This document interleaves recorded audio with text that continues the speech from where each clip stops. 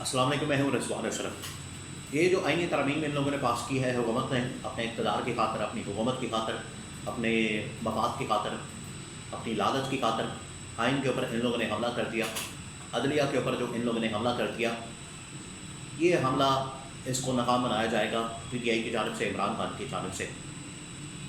Imran Khan jail سے بیٹھ کر ان کی 2 اٹیمپٹس کو ناکام کر چکا ہے۔ جو ان لوگوں کی جانب سے آئین کے اوپر، عدلیہ کے اوپر حملے کی 2 اٹیمپٹس کی گئی، اس سے پہلے عمران خان نے جیل سے بیٹھ کر ناکام کی۔ اب یہ جو تیسری اٹیمپٹ ہے ان لوگوں نے کی، اور یہ ان لوگوں نے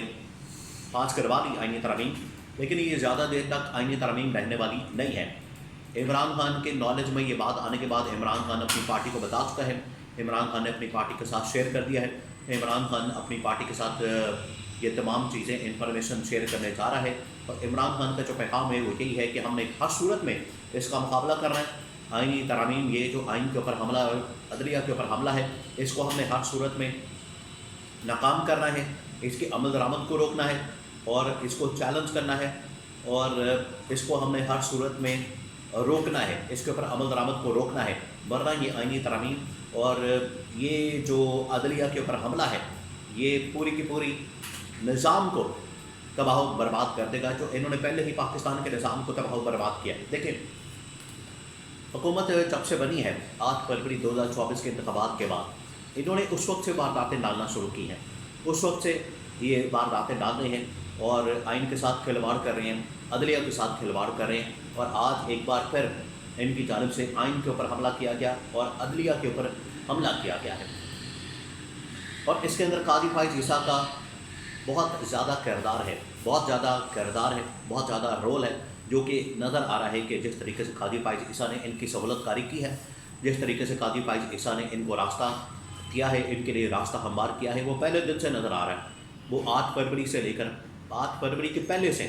جب عمران خان اور پی ٹی آئی کو بلے کے نشان سے محروم کیا گیا، ان کے انٹرا پارٹی الیکشن کو ریجیکٹ کیا گیا، عمران خان سے لیول پلینگ فیلڈ چھینی گئی، عمران خان کو الیکشن سے نکالا گیا، اور اس کے بعد پھر مینپولیشن کی گئی، دھاندلی کی گئی، الیکشن کو چوری کیا گیا، اس کے بعد پھر مخصوص نشستیں بھی عمران خان کو نہیں دی گئی، اور آج اس کا نتیجہ یہ نکلا ہے۔ ابھی چند دن پہلے 63A کو بھی فیصلے کو ریورس کیا گیا تاکہ ہارس ٹریڈنگ کا راستہ کھولا جائے۔ یہ جو 10، 12، 15 سیٹیں اور ایم این ایز اور سینیٹرز یہ جو پورے کیے ہیں ان لوگوں نے نمبر مولانا کو ساتھ ملا کے، یہ نمبر اگر ان کے پاس نہ ہوتے، جو کہ 63A کے ذریعے سے یہ راستہ کھلا ہے ہارس ٹریڈنگ کا، اور 63A کے ذریعے سے یہ راستہ کھلا ہے منڈی لگانے کا، ضمیروں کی خرید و فروخت کا، پیسے چلانے کا، یہ جو راستہ کھلا ہے، اگر یہ بند رہتا تو یہ آئینی ترمیم کبھی پاس نہ ہوتی۔ تو اس کا مطلب ہے کہ جو قاضی فائز عیسیٰ کی جانب سے مسلسل سہولت کاری کی جا رہی تھی، یہ اس کی وجہ سے ممکن ہوا کہ ان لوگوں نے کیا کیا ہے کہ ان لوگوں نے یہ آئینی ترمیم پاس کی ہے۔ یہ جو آئینی ترمیم پاس ہوئی ہیں یہ اصل میں اسٹیبلشمنٹ کی وجہ سے یہ پاس ہوئی ہیں، ادروائز یہ پاس نہیں ہو سکتی تھی۔ دیکھیں،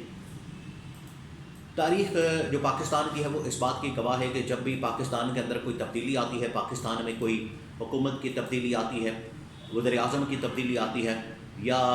کوئی بھی معاملہ آتا ہے، چاہے مارشل لاء ہو، چاہے حکومت کی تبدیلی ہو، ہمیشہ اسٹیبلشمنٹ اور عدلیہ کا ایک نیکسس رہا ہے، ہمیشہ عدلیہ اور اسٹیبلشمنٹ کا ایک آپس میں تعلق رہا ہے، اور ابھی بھی یہ تعلق کیونکہ ٹوٹ رہا تھا، اب یہ تعلق ختم ہو رہا تھا، عدلیہ انڈیپینڈنس کی طرف جا رہی تھی، عدلیہ آزادی کی طرف جا رہی تھی، عدلیہ جو ہے وہ آئین کے مطابق، قانون کے مطابق، انصاف کے مطابق فیصلے کرنے جا رہی تھی۔ اور فیصلے کیا تھے؟ فیصلے تھے کہ عمران خان کو کسی طرح سے جیل میں رکھا جائے، عمران خان کو پابند سلاسل رکھا جائے، یہ اسٹیبلشمنٹ کے فیصلے تھے۔ لیکن جب ان کی نفی ہو رہی تھی اور ان فیصلوں کو اڑایا جا رہا تھا، اور سپریم کورٹ اور عدلیہ میرٹ کے اوپر فیصلے کر رہی تھی اور عمران خان کو ریلیف دے رہی تھی، یہ حکومت اور اسٹیبلشمنٹ کے لیے قابل قبول نہیں تھا، جس کی وجہ سے انہوں نے پھر عدلیہ کو کنٹرول کرنے کے لیے یہ پورا پلان بنایا، یہ پورا منصوبہ بنایا، یہ پورا ایک سازش کو تیار کیا، پوری سازش کو تیار کیا، اور اس کے بعد ان لوگوں نے یہ حملہ کر دیا آئین کے اوپر اور عدلیہ کے اوپر۔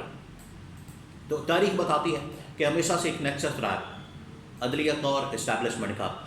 ابھی بھی اس نیکسس کو، کیونکہ یہ ٹوٹ رہا تھا تو اس کو قائم رکھنا بڑا ضروری ہو گیا تھا۔ اور اگر یہ سمجھتے ہیں حکومت والوں کا اگر یہ خیال ہے، حکومت والوں کی اگر یہ سوچ ہے کہ عدلیہ کو کنٹرول کرنے کے بعد، ججز اپنی مرضی کے لگانے کے بعد ججز کو اپنے ہاتھ میں کرنے کے بعد یہ اب سیکیور ہو گئے، محفوظ ہو گئے ہیں، اب ان کے خلاف کوئی فیصلہ نہیں آئے گا، ان کے خلاف کوئی ریمارکس نہیں آئیں گے، ان کے خلاف کوئی حکم نہیں آئے گا، تو یہ ان کے خامی خیالی ہے۔ انہوں نے اصل میں یہ جو راستہ کھولا ہے اسٹیبلشمنٹ اور عدلیہ کو مزید ان کے تعلق کو مضبوط کر دیا ہے، بجائے اس کے کہ یہ عدلیہ کا اور اسٹیبلشمنٹ کا تعلق توڑتے، عدلیہ کو آزاد کرتے، عدلیہ کو انڈیپینڈنٹ کرتے، عدلیہ کو انڈیپینڈنٹ فراہم کرتے، عدلیہ کی آزادی کو یقینی بناتے، عدلیہ کی آزادی کو میک کرتے، انہوں نے اسٹیبلشمنٹ اور عدلیہ کا جو تعلق ہے مزید مضبوط کر دیا ہے۔ آخرکار الٹیمیٹ اس کا جو شکار ہوگی وہ گورنمنٹ ہوگی، حکومت وقت ہوگی، اور یہ پہلا نشانہ یہی حکومت بنے گی۔ میں آپ کو بتا دوں، میں بڑے وثوق کے ساتھ آپ کو یہ بات بتا رہا ہوں کہ یہ جو آئینی ترامیم کی گئی ہے، اس کے نتیجے میں جو بھی بنتا ہے، آئینی بینچ بن جائے، ججز آ جائیں، چیف جسٹس بن جائے، کوئی بھی آ جائے، اس کے نتیجے میں جو پہلا شکار ہوگا وہ یہی حکومت ہوگی، وہ یہی وزیر اعظم ہوگا، وہ یہی شہباز شریف ہوگا، یہی گورنمنٹ ہوگی، یہی کابینہ ہوگی، یہی ایم این ایز ہوں گے۔ جس نے بھی اس آئینی ترامیم کو پاس کیا ہے، جس نے بھی آئین کے اوپر اور عدلیہ کے اوپر حملے میں کردار ادا کیا ہے، وہی پہلا شکار ہوگا اس آئینی ترمیم کا۔ اب ہوگی ایک بات۔ دوسری بات یہ کہ اب پی ٹی آئی تو اس کو کسی صورت نہیں ایکسیپٹ کرے گی، اور پی ٹی آئی اس کا ہر صورت میں مقابلہ کرے گی، اس کو چیلنج کرے گی۔ نہ صرف پی ٹی آئی کی جانب سے سڑکوں کے اوپر اس کا اظہار کیا جائے گا، سڑکوں کے اوپر احتجاج کیا جائے گا، اس کو چیلنج کیا جائے گا، بلکہ عدالتوں کے اندر بھی اس کو چیلنج کرنے کا مکمل اہتمام کیا جا رہا ہے، فیصلہ کیا جا رہا ہے، اور عدالتوں کے اندر بھی اس کو چیلنج کرنے کے لیے مکمل ایک راستہ بنایا جا رہا ہے، تاکہ عدلیہ کے اندر یہ جو انہوں نے واردات ڈالی ہے، آئین کے اوپر یہ جو انہوں نے حملہ کیا ہے، اس کو ناکام کیا جائے۔ تو اسٹیبلشمنٹ کو ابھی بھی یہ جو کہا جا رہا ہے کہ اب معاملات بڑے پرسکون ہو گئے ہیں، چیزیں بڑی سموتھ ہو گئی ہیں، ہر چیز کنٹرول میں آ گئی ہے، ججز کنٹرول میں آ گئے، چیف جسٹس کنٹرول میں آ جائے گا، یہ ابھی بھی سموتھ اتنا راستہ نہیں ہے، ابھی بھی معاملات اتنے اچھے نہیں ہوئے۔ یہ سیاسی عدم استحکام، معاشی عدم استحکام، اب انہوں نے عدالتی، آئینی، قانونی عدم استحکام کو بڑھاوا دیا ہے، اور اس کے اندر اب مزید مسائل پیدا ہوں گے۔ جو یہ سمجھتے تھے کہ استحکام اس سے آ جائے گا، یہ نہیں اب استحکام آنے والا، حکومت بھی ان کی ڈاماڈول ہوگی، اور پہلا شکار اس کی حکومت ہی بنے گی۔ عمران خان تو اندر سے پیغام دے چکا ہے کہ ہم نے ہر صورت میں اس کا مقابلہ کرنا ہے، اس کو چیلنج کرنا ہے، ہم نے اس کو ایکسیپٹ نہیں کرنا، اور یہ آئینی ترامیم یہ اب زیادہ دیر تک ٹکنے والی نہیں ہے۔